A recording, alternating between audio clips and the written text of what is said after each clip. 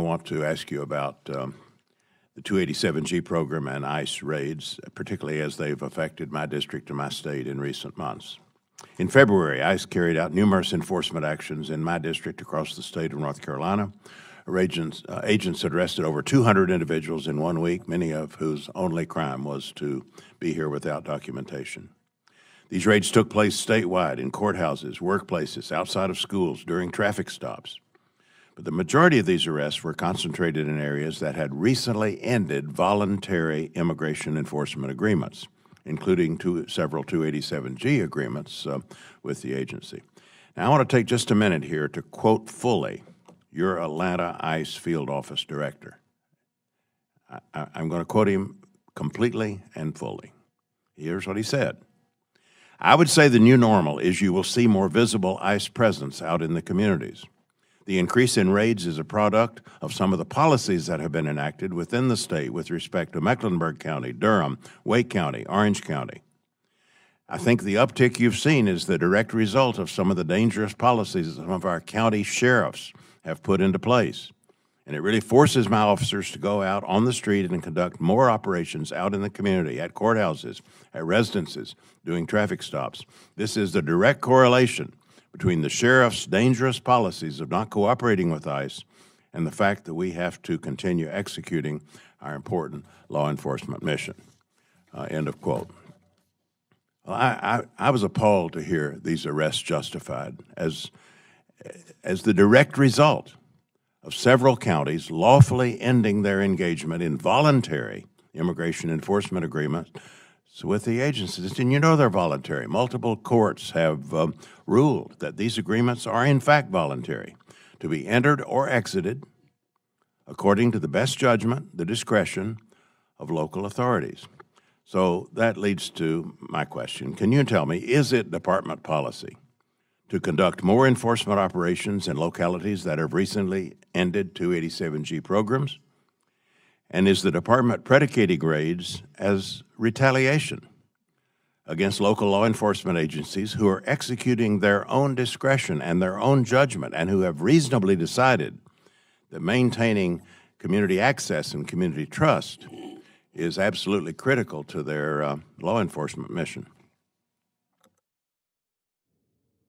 Thank you, Congressman, for your kind words as I assume this role. Let me go directly to address your question. There's no policy of retaliation for jurisdictions, first and foremost, and there won't be under my tenure as acting secretary.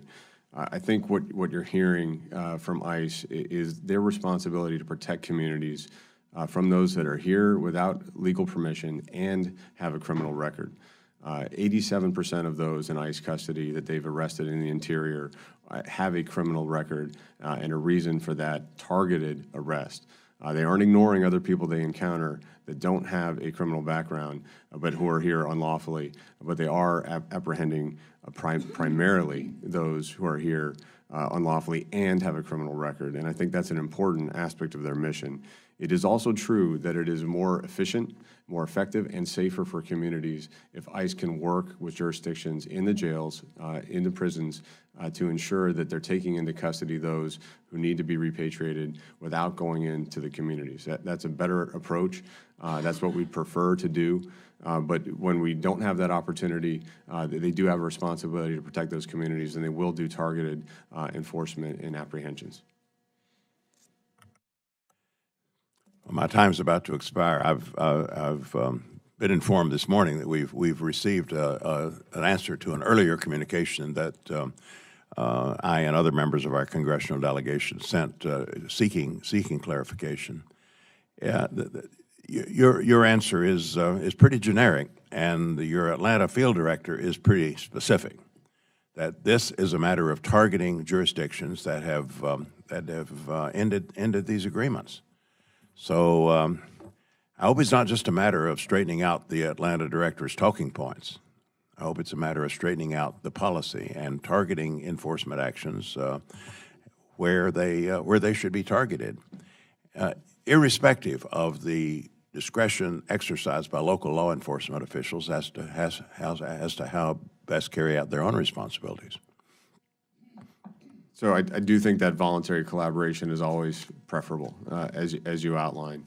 ICE does have a responsibility to do targeted arrests of criminal aliens in our communities, and they need to continue to carry that out. I don't believe that in this case, nor would it be appropriate for retaliation against certain communities. That said, if they can't do pickups at jails, they do have to go into the communities to do those arrests. Mr. Palazzo.